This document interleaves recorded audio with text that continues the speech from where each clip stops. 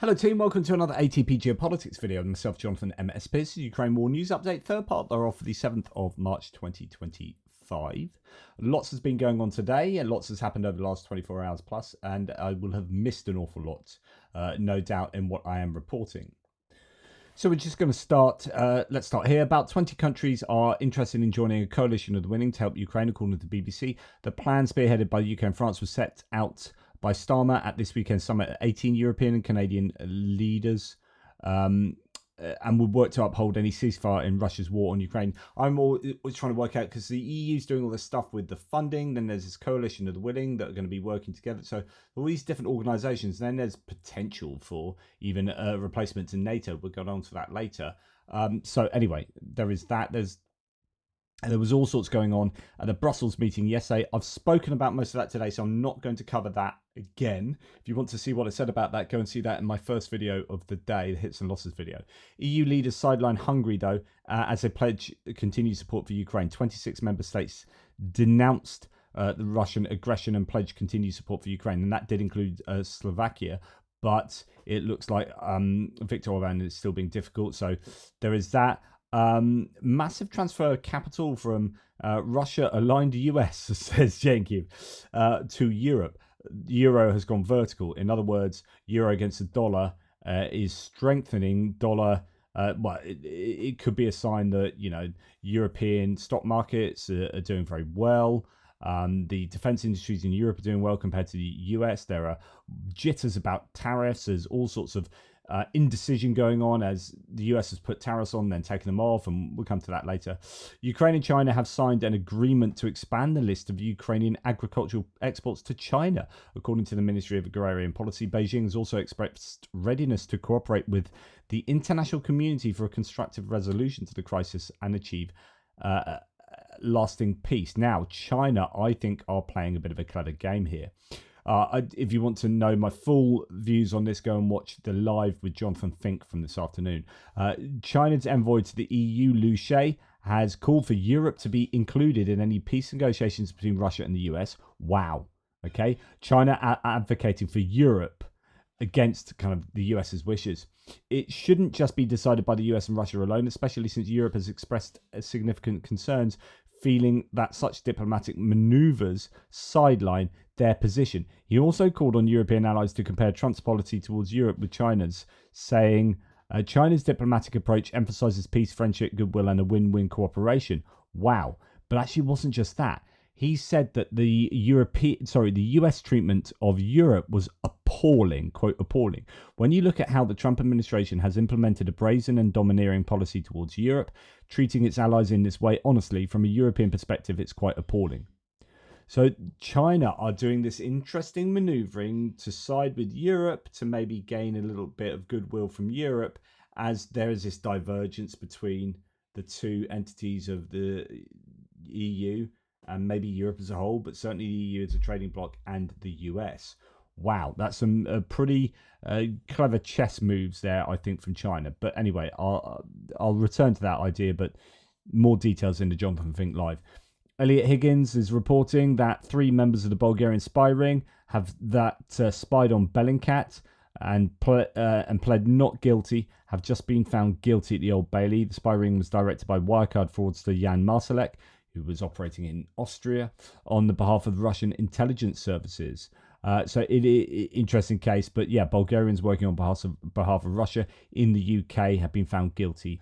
That's good. Right, the talks between Ukraine and the United States in Saudi Arabia next week will focus on bilateral relations and a path to peace in Ukraine, according to the Ukrainian Ministry of Foreign Affairs. It's currently unknown whether the Russians will be there as well. Interesting. So it might just be bilaterals between the Ukrainians and Americans.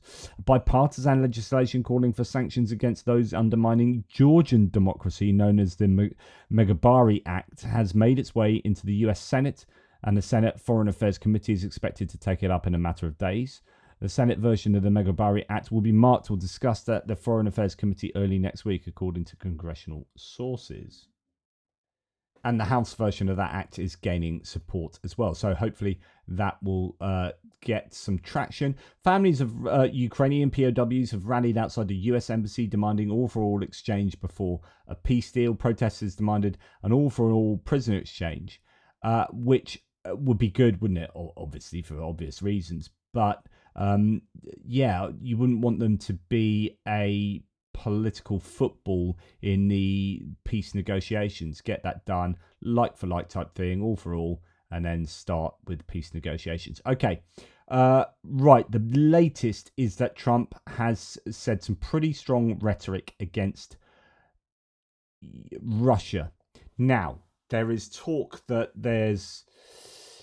Right, this has been interpreted in a number of different ways. What does he say? First of all, based on the fact, he says, based on the fact that Russia is absolutely pounding Ukraine on the battlefield right now, I'm strongly considering large-scale banking sanctions and tariffs on Russia until a ceasefire and final settlement agreement on peace is reached. To Russia and Ukraine, get to the table right now before it's too late. Thank you.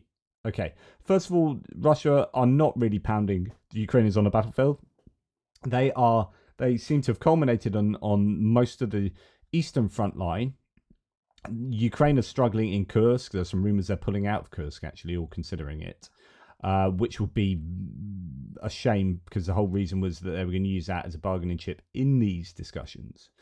Nonetheless, this is there's a couple of things that could be going on here.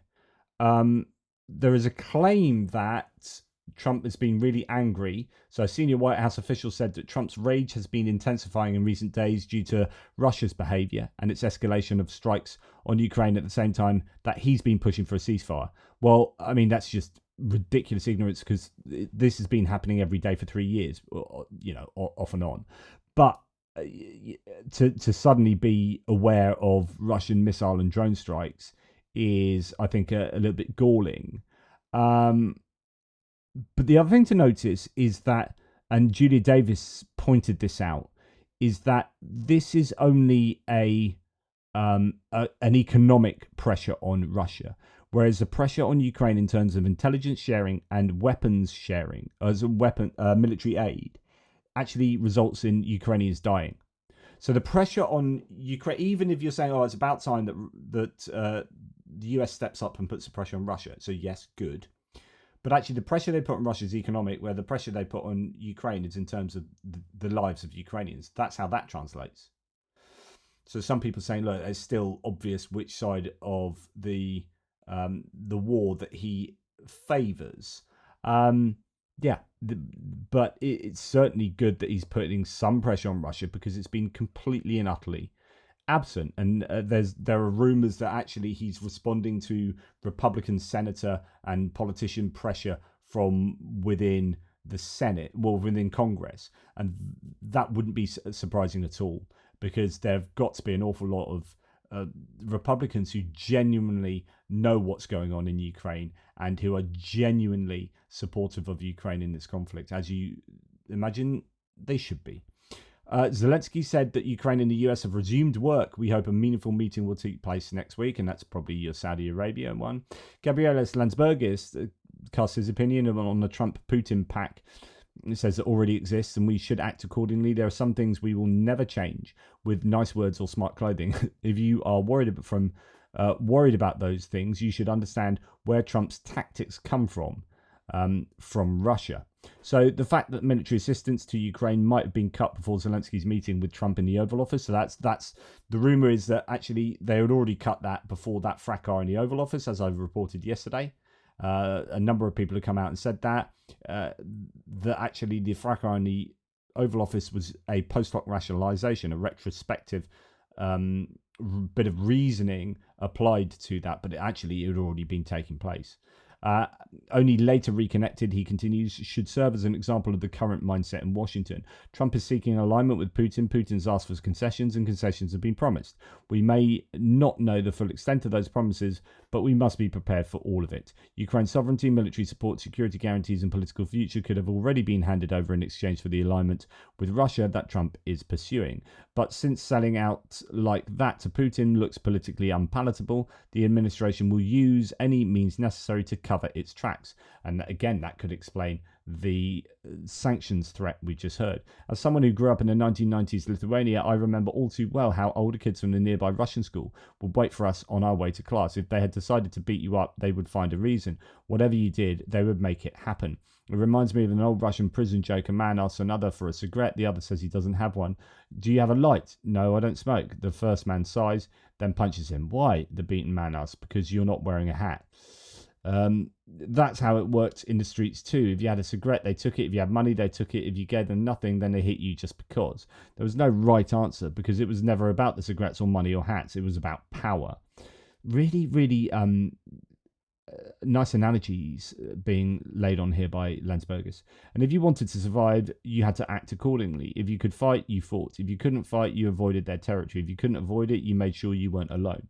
What you didn't do was think that carrying a hat, cigarettes, or money would save you. That was a mistake of those who didn't understand the rules. They gave up everything and still got beaten because the Russian thug stops only when challenged. And the same logic plays out not just on the streets, but in geopolitics. Sign this deal on your minerals. Okay, well, then we'll punch you because you didn't wear a suit. It's not about the minerals or the elections or any of it. It's about submission. Absolutely agree. That was true in 1939 when the Soviet Union signed a mutual assistance pact with Lithuania and stationed 20,000 troops in our country. A year later, Soviets said there was an incident involving some Soviet soldiers. This was used as a pretext for an ultimatum. The Soviets demanded the resignation of Lithuania's government within 48 hours or surrender to occupation. But at that time, the foreign minister received this ultimatum. A Soviet invasion force was already marching towards our border. The occupation was a fait accompli. We didn't know then that it had all been agreed in advance in the secret Molotov-Ribbentrop pact. Today, we have no excuse for such naivety. It's a safe bet that the Trump-Putin pact already exists and we should act accordingly. So there you go. And indeed, as Jim Stewartson says, to everyone who thinks that America has been doing way too much to support Ukraine, you are the victim of Russian psychological warfare. The DOJ and FBI, which are now being directed by Russian assets, released this in September 2024. It's written by Russian intelligence. This is so revealing, by the way. Objectives, and remember, this is coming from the DOJ and the FBI. This is Russian intelligence. Their objectives: to increase the percentage of Americans who believe that the US has been doing way too much to support Ukraine to 51%. As of the 11th of February 2023, such an index was 41%, according to Gallup. To increase the percentage of Americans who believe that the war is to be ended as soon as possible, even at the cost of territorial concessions on the part of Ukraine, to 53%. As of 11th of February 2023, it was 43%. Well, now with the Republicans, that has gone way up. To bring candidate B confidence rating down to the minimal level of 29%, etc., etc. Target audience: residents of swing states whose voting results impact the outcomes of the election more than other states. In 2024, such states, according to the New York Times and Siena College, are Nevada, Georgia, Arizona, Pennsylvania, Michigan, and Wisconsin. Residents of conservative states where traditional values are strong, who more often vote for the candidates of the U.S. political party A: Alabama, Kansas, Texas, Wyoming, Louisiana, etc. U.S. citizens of Hispanic descent, American Jews, and community of American gamers, users of Reddit and image boards such as 4chan, the backbone of the right-wing trends in the US segment of the internet. So those are the audience they're targeting. So just remember that what's going on here. There's a battle for hearts and minds, and it seems that the Russians have won this by and large. So Mark Polymeropoulos says, in response to Keith Kellogg talking at the CSIS speech last night, that the Ukrainians, frankly, they brought it on themselves. So Zelensky was forewarned not to try to negotiate in the public meeting. So basically blaming Zelensky for where they're at, and then gave that awful analogy of it, stopping aid and intelligence sharing has been like hitting a mule round the face with a 2x4. That's what we needed to do to Ukraine. We needed to just wake them up and say, look, this is what's going on. Capitulation, basically. So to all those who thought Kellogg was going to be the positive influence for Ukraine, blaming the victim is about the lowest one can go. They brought it on themselves. That's lingo that criminals use to justify sexual and physical abuse. It's disgusting. So yeah, people are not treating Kellogg's speech and statements at all well. The US is trying to push Ukraine into negotiations to resolve the war by limiting its support, Kellogg said. This is a way to move forward. It's a coercive function to realize that we want to move to peace talks, to a peace agreement. So it's like we want to, cause Ukrainians to die so that we force them to peace. Absolutely horrific, my opinion. So this is more of what he said. In which the United States failed to engage with Russia and leverage strong diplomacy coupled with credible deterrence to end the war.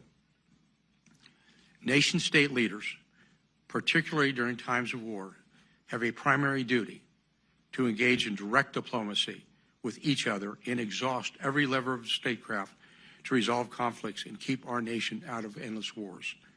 For the President of the United States to not engage with a leader at war has had immense ramifications for our national security.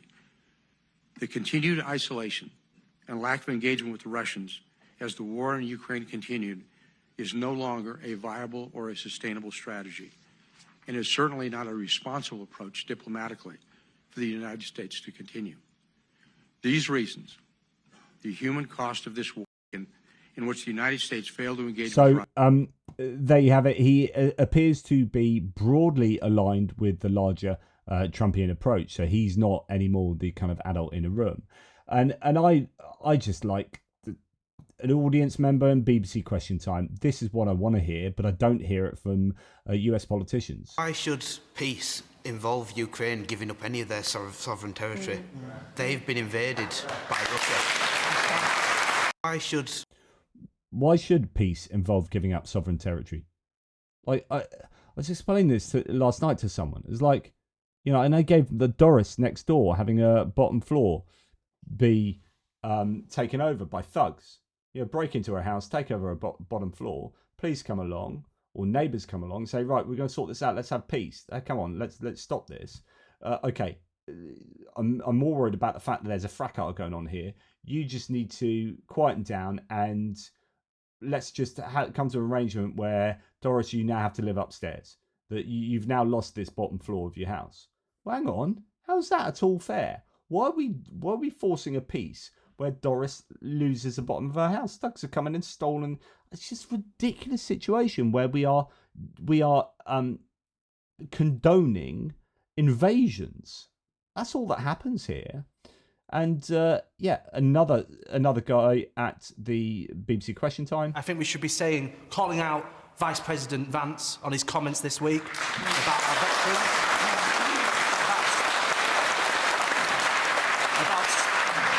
About some country that's not fought a war in 40 years, when, if you come to Skipton where we're hosting here today, you'll see many veterans who have fought over the last 40 years in many wars.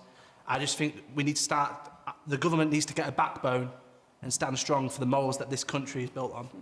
Okay. Well, I think again, great. I like to hear that, and that's popular criticism from the public of JD Vance. His statements the other day did not go down well here. So the US is demanding that Ukraine agree to a rapid ceasefire with Russia as a condition for signing an agreement on mineral resources. Lots of strong arming Ukraine still, although there is the claim about there is a statement from Trump about sanctions.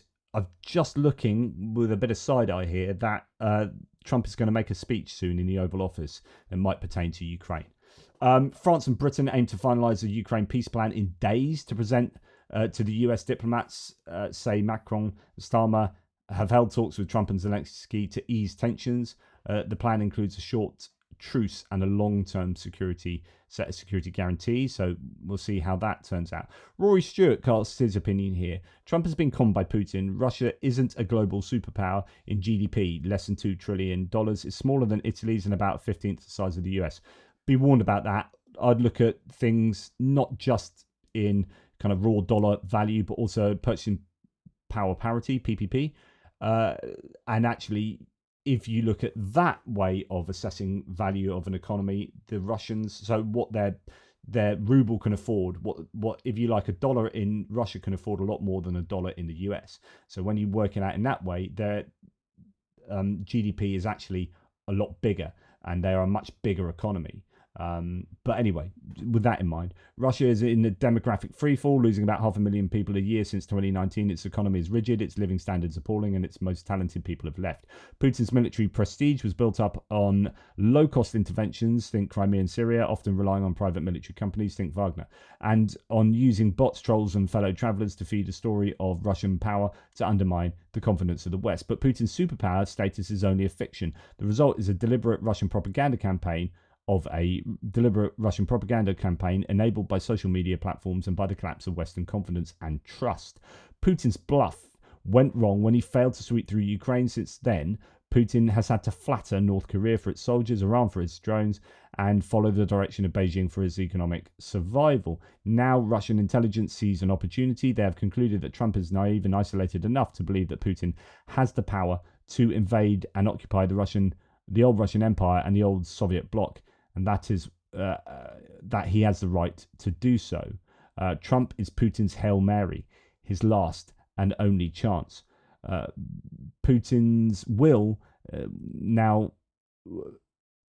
now feed Trump's addiction to spectacle and social media and exploit his and Vance's lack of interest in the world outside the USA. His strategy is psychological, exploiting Western passivity, confusion, and poor judgment, but the facts don't change. Russia isn't Stalin's USSR. Russia is a relatively small economy, a twelfth of Europe combined. Russia is not a superpower, and only Trump can or would be naive enough to turn it into one.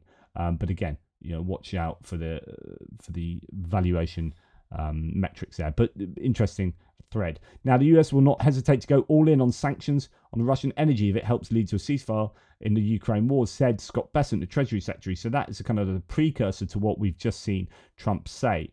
Sanctions on Russia will be used explicitly and aggressively for immediate maximum impact. Well, let's hope so. But my goodness, it's taken a long time to start putting any pressure on Russia.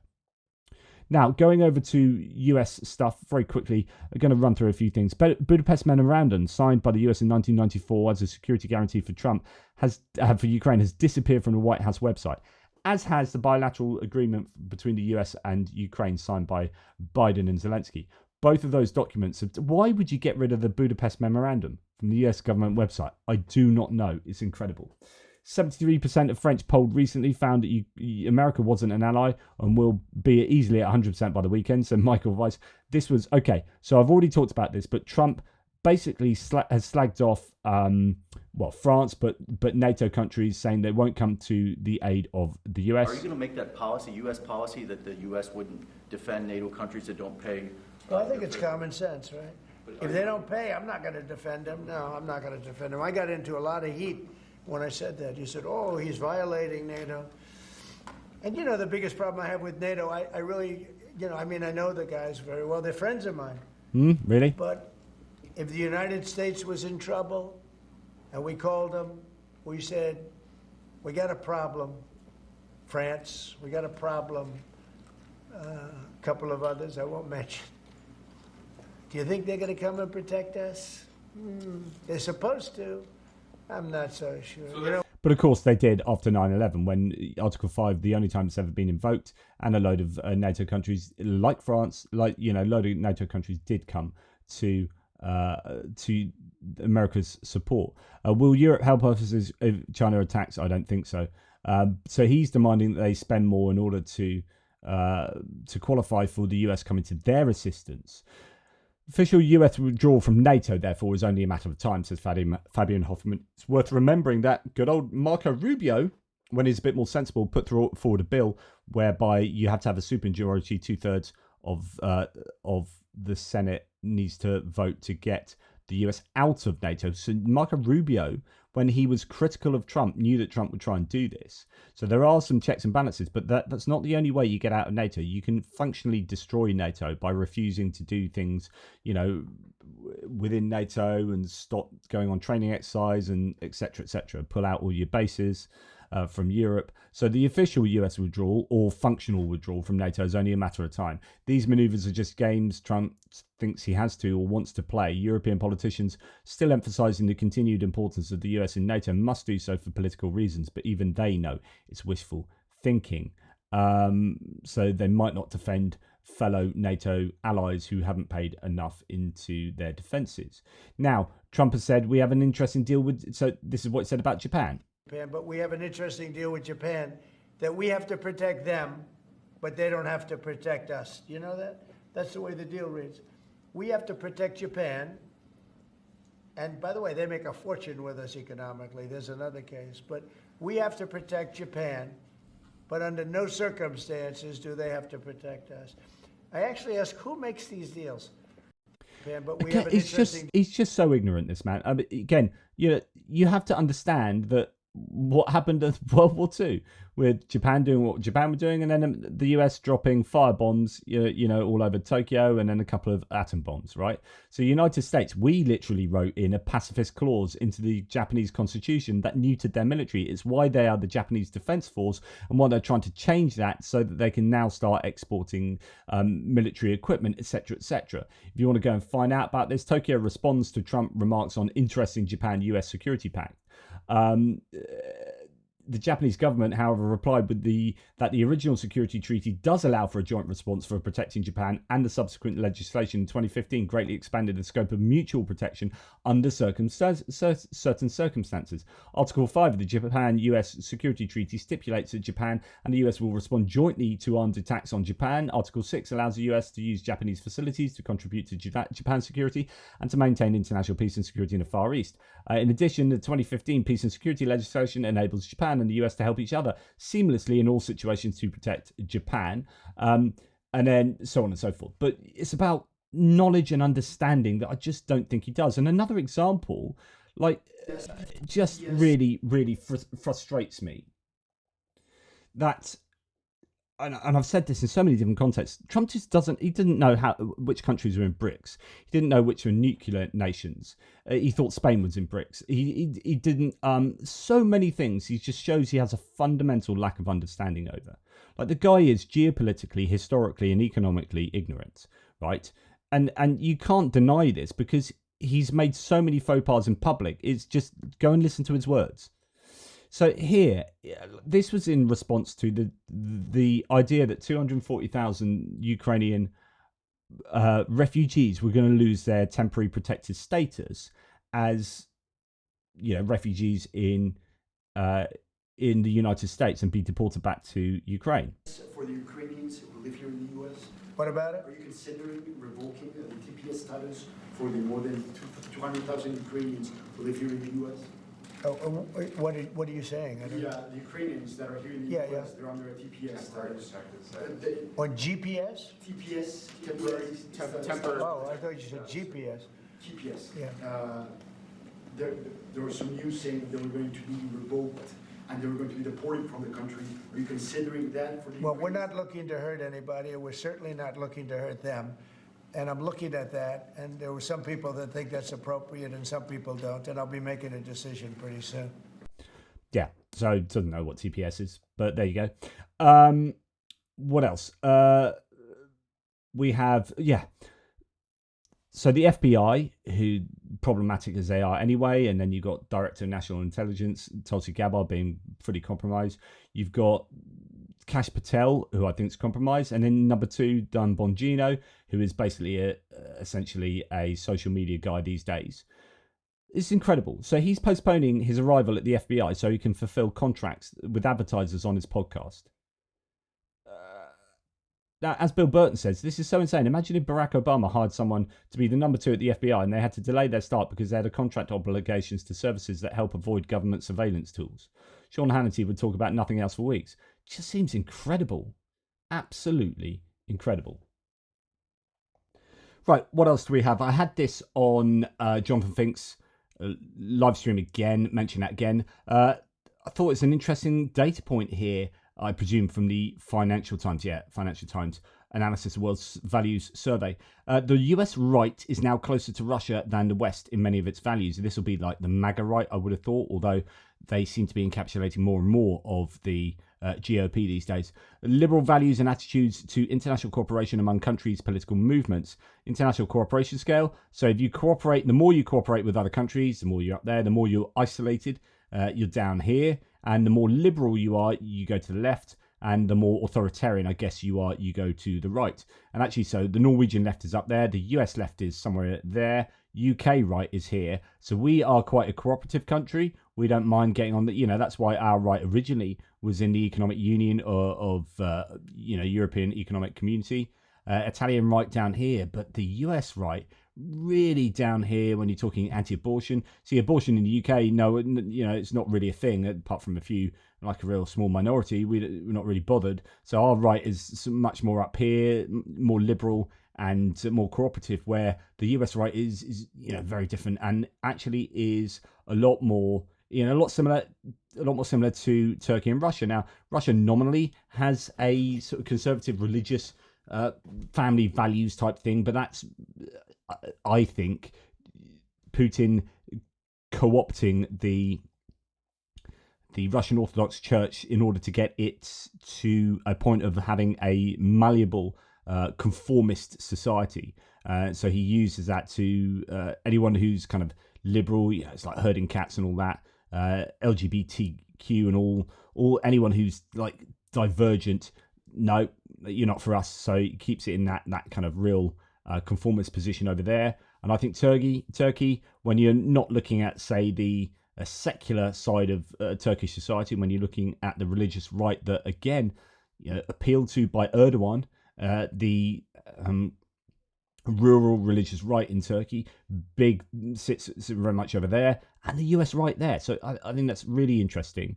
As John Byrne Murdoch says, the actions of Trump and Vance in recent weeks highlight something underappreciated. The American right is now ideologically closer to countries like Russia, Turkey, and in some senses China than to the rest of the West. Some of your Reagan Republicans would be closer to your UK right, would be somewhere around here. The French right over there, but they're much more cooperative. And I guess Europe in general, you're going to be more cooperative because you're born and brought up in some kind of European Union these days. Very few people would really predate that. So anyway, just thought that was an interesting data point. Previously reported in news, but now Roger Stone, one of Donald Trump's closest associates, has confirmed that the Trump administration, through Rick Grenell, intervened to secure the release of the Tate brothers from Romania. Interestingly, they're now being prosecuted in the United States as well, and they got pretty angry about that. Anyway, it was it was Roger Stone and the Trump administration now that has done that. So Roger Stone saying Rick Grenell secured the release of the Tates because there was no evidence against them. So of course that's a complete lie. So now, of course, little Ron DeSantis says these US citizens have no pending charges against them or are not welcome in Florida. So Florida's Ron DeSantis has, rightly so, that is a good moral position to not be a big fan of the Tates coming to Florida. Anyway, that was overruling sort of really strong-arming Romania's position on that, as they were, both Romania and the UK have existing sex trafficking and rape allegations against the Tates being investigated. So then we're going on to tariffs here. This is where I think Trump doesn't really understand economics all that well. He said tariffs are my favorite word. I love tariffs. Amazing. And then he doesn't understand that tariffs are effectively a tax on your own consumers. At the end of the day, they're the ones that really pay them. But he went forward with it anyway, and then put it on a month hiatus when there's a bit of pushback, and then he has reinstituted them against Canada and Mexico. And then Canada and Mexico pushed back with their tariffs, and then Trump got a visit from car manufacturers and industry lobbyists saying, what the hell are you doing? This is damaging our industry. The Biden administration has been, 49 months of jobs growth is absolutely unheard of in the history of American politics, I do believe. Here we go. US has had 49 consecutive months of job growth. MAGA is now bracing for the first month of job losses in 49 months. So absolutely incredible. Now, what he decided to do was, I know what will do the US economy a real good turn, considering, people voted me in to deal with inflation. I'm going to bring in inflationary policies, such as a trade war, such as mass deportation. Now, although the latter hasn't really taken effect yet, I mean, they've struggled to they're deporting at lower rates, I think, than Biden was. At least they certainly were. I don't know what the latest stats are. And to the tariffs, Canada reacted. And this is where I've said that Donald Trump isn't that dissimilar from Vladimir Putin. I think these are strong men who look strong and feel strong against weak people. But when they're faced with other strong players, they actually sort of capitulate or back down. So I was advising like who listens to me, but some of you. I was saying that you just got to stand up strong to Trump, and I think that's what Macron and Starmer should do going forward, and Europe in general. And Trudeau stood up strong and said, right, we're putting tariffs, and we're going to target those tariffs at things particularly in like red districts, like orange juice from Florida and stuff like that. Anyway, Trump then backed down and said, okay, these 3 auto manufacturers are going to be exempt, and then we're going to, at least for a month, and then we're going to reduce tariffs to this level.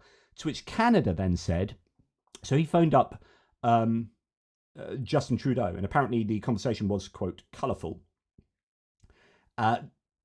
Trump absolutely effed and jeffed and shouted at Trudeau, swore at him, apparently so, and demanded that he reduce the tariffs accordingly. And Trudeau said, I'm not reducing the tariffs until you get rid of the entirety of your tariffs. Just stood strong, said, no, my tariffs are staying. It's up to you to stop this madness. I'm not just going like for like with you. You get rid of them, and then we can go back to the drawing board and sort out some agreement. But it wasn't just because there's quite a lot of devolution in Canada where you get provinces have quite a bit of power. People like actually otherwise quite MAGA people like Doug Ford and Danielle Smith. So Doug Ford is Ontario, Danielle Smith is Alberta. It's quite MAGA people going really hard. They've read the tea leaves. They're probably annoyed themselves. Like, genuinely, this is not cool. But also, the Canadian public was so anti this. Danielle Smith took a bit longer to come around because she is super MAGA, but now she's gone strong. So Premier Doug Ford confirmed to me today, says Isaac Callan, that he is, quote, not going back to the Starlink deal. So he then said, I'm going to cancel this massive Starlink deal we were going to do with Elon Musk. Tariffs came in, he said, right, I'm cancelling that Elon Musk Starlink deal. And now they've taken down the tariffs, not got rid of them. He's saying, no, I'm not going back to the Starlink deal, even with Elon Musk, even if tariffs are lifted. $100 million contract will be ripped up regardless of the outcome of the trade war. This has really, really annoyed Canadians, and it's come back and bitten Trump on the backside. Here we have British Columbia Premier David Eby says that his province will pass legislation allowing it to tax US trucks driving through Canada to Alaska. So this is on the western side, as it ramps up retaliation to President Trump's tariffs. He says the Americans are going to understand how pissed off we are at Trump's stupid trade war. We are not going to accept these continual threats, this continued uncertainty. We're going to stand up for Canada. This is unacceptable, and we're going to ensure that Americans understand how pissed off we are, how committed we are. It's a really strong response from Canada that has caused Trump to back down. So Trump was reduced to swearing at Canada's Prime Minister Trudeau when Trudeau would not budge. While I strongly suspect Trudeau knows more than a few choice words himself, a wise man knows when they're appropriate, says Mike Morris. And when they're not, he did not swear at Trump. So this shows, I think, the thin-skinned nature of Trump, and he keeps beating his head against a brick wall against these silly ideas when they are completely irrational, essentially, economically irrational. And the question is, does he know the reality, or is he deluding himself, or is he lying outright? So when he keeps saying no, the country that is exporting to the US, they're the ones that are going to pay the tariffs. Does he actually believe that? Because people have told him that's not true, and surely an economist would put him straight. Do the people around him not know? How ignorant are they, or are they fooling themselves? Are they lying? Are they lying to Trump? What is going on? But certainly the general public is being lied to by Trump, or at least being misinformed at the very least. Whether he has agency there or not, I don't know. So he does have agency because he doesn't fact check at the very least.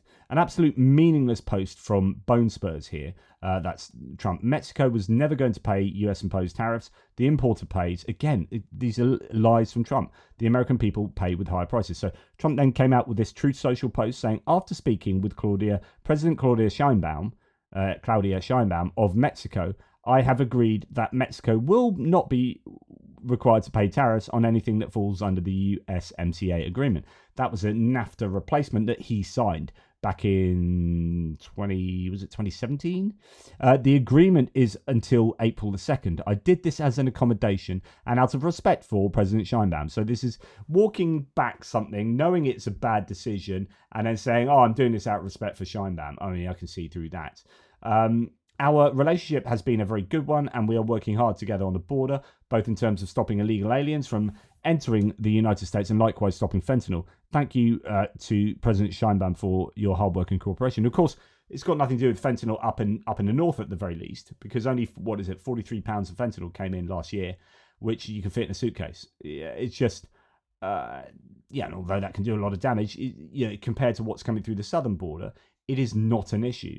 And so you can rest assured that it really has nothing to do with fentanyl. And it's all to do with what exactly Trudeau said. This is to weaken the Canadian economy so it's easier to annex it and turn it into the 51st state. It's genuinely what Trump wants. And he's actually said that. Fred Wellman says, I'm convinced the entire no tariffs game is a pump and dump scheme for insider traders. I'd love to see who amongst the Republicans and Trump family are investing in the dips that are making bank. In other words, when it sends the stock market down, then you announce these tariffs, the stock market crashes, you then buy loads of stuff up really cheap, and then because you know what's going to happen, and then you sell when it goes up again, and it's just gaming the system. And with insider trading, you can manipulate this so when it's going to go down. So you can sell up here, then it goes down, and whatever. Like, by having that knowledge about what Trump is going to do the next day or in the next 2 days, you make, and of course this is illegal, but the claim is, and I think there's some evidence to suggest this, that people have been gaming the system around the stock market. Anyway, the American stock market, it has been suffering. Again, Grayscale here yesterday showing that all of these American stock entities have had a bad day at the office. Tariffs are not being well received. And then so I've talked about before about how do we effect a change with Donald Trump with regard to geopolitics and policy change. And actually, I think it's very difficult. You're not going to do it with rational argument. I mean, you can explain to him that tariffs aren't paid for by the country you're slapping them on. You're actually slapping them on your importers. But I don't think that touches sides with him. That's been told to him many times, and he's like, oh, it's just some myth. No, okay. What will affect him is stuff like that. That will affect Trump. And poll numbers. So at the moment, his polls are going down quite precipitously. The new Trump approval poll between 18 and 34-year-olds has a 38-point difference so that's a negative 38, with 69 disapproving and 31 approving. From Axios. That is an absolute shocker. And what might get him to change his mind on things is seeing polls that are showing him tanking and having lobbying from industry and people complaining about being out of pocket and commercial entities complaining about being out of pocket and losing contracts. And when it comes to the defense military industrial complex, then you might well get a lot of very angry people complaining to Trump about his policies concerning Ukraine, and that might affect a foreign policy change. But, it's not 100% certain because he's quite intransigent. Now, our major news study says YouGov looks at European attitudes on Ukraine, Trump and defence. Net favourability of Trump, so more polls here. UK, minus 65, negative 65. Spain, negative 56. France, negative 53. Italy, negative 36. Quite a big difference there, isn't there? Zelensky, plus 57. UK, France, plus 17. Spain, plus 17. Italy, negative 15. And that right-wing government is a coalition in Italy of 3 parties, 2 of which are anti-Ukraine, and Giorgia Meloni's party stands alone as being much more pro-Ukraine. Italy has been victim to a lot of Russian propaganda. I've spoken to Daniela about this previously from Tochny, and yeah, there's just a lot of disinformation in Italy, and I think that translates to that kind of approval rating there. With regard to Putin, negative 85 in the UK, Spain negative 83, France negative 73, Italy again, not an outlier, but considerably lower there at negative 63. But UK consistently has, I think, the most universal distaste for Russia and approval of supporting Ukraine. Most Western Europeans see Donald Trump as a big threat to peace and security in Europe. So this is why people say, oh, stop talking about Trump derangement syndrome. A, he's in the news all the time. B, he's making policies as head of the most important country on earth, arguably. And it's therefore we need to be considering him. And it's also interesting to see what people's opinions of him are. And it seems to be that most people in Western Europe think he's a threat to peace and security in Europe. And those in the UK being at the top of the list, 78% thinking very or fairly big threat, down to Italy, 58% there. How many people in Western Europe that say they want Ukraine to win and care that it does so? UK, 67% down to Italy, 34%. There is a big difference. Spain, 57, Germany, 52, France, 50. That's a really big difference there. What do Western Europeans think is likely when it comes to a potential peace treaty for Ukraine? And I'm not going to tell you all the different ones there, but you can see, I don't know if you can read that, it's going to be quite small, but there you go. I'll give you the answers there. You can pause the video and peruse those at your leisure. Okay, right, now moving on. We've only got a few more bits and pieces to do. I'm not going to go through the rest of these. There's lots more questions there. Go and check out YouGov on Twitter, and you can see all of those Western European polls concerning opinions of the war in Ukraine and people involved. Okay, SpaceX. Right, Elon Musk had a bad day at the office. So not only was he, and do I have this here? Yeah, he was wrapped on the knuckles by Trump, effectively, who called. So Trump's abruptly assembled his cabinet today to let them know Elon Musk is not in charge of hiring or firing. They are. Obviously, there's some real serious legal issues there with Musk single-handedly firing people. It was an abrupt admonition that appeared aimed at mounting legal scrutiny of Musk's power over the government. But he also had an exploding Starship that didn't, again, just like the one in January, that also exploded. This one caused the FAA to halt flights in 4 major airports. This is why the FAA probed SpaceX for safety, and this is why Musk has been trying to kill the FAA, and why he should not get any more government contracts. So there you go. Interesting. Yeah, national security concerns. So the whole thing rolling on about this is Attorney General Pam Bondi. The Jeffrey Epstein file that she says she's going to release in full, and then it got released to these right-wing influencers. She got really angry that it was released to them and it was heavily redacted, because this was supposed to be a big thing that was going to own the libs. But remember, just before the election, that audio came out of Jeffrey Epstein admitting that he was a really close friend of Donald Trump, right? And that's a genuine audio. Really close friend of Donald Trump. And she's now releasing the Jeffrey Epstein file, but they are being redacted for, quote, national security concerns.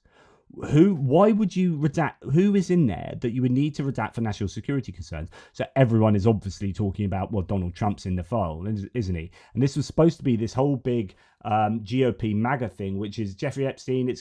You're gonna find all these liberals in there, and of course the reality is that the pictures we often see in that video of Donald Trump dancing and speaking about the hot girls with Jeffrey Epstein is the likelihood he features quite freely. Now, I didn't know whether I should include this, but I couldn't stop laughing. I've never lolled so much at something as I have this on my own, sitting here, literally on my own. And every time I looked at it, I laughed out loud.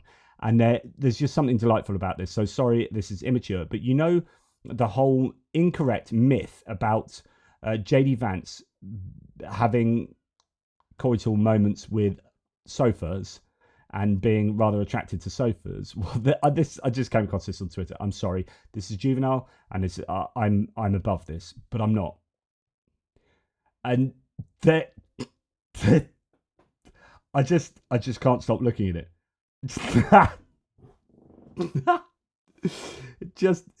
Anyway, there you go. World War III. And what you're doing is very disrespectful to the country. Gambling with World War III. Anyway, just some light entertainment. I know people who love JD Vance are going to be angry that I'm being so puerile, but there you go. Take care, guys, and I'll speak to you soon. Toodle pips.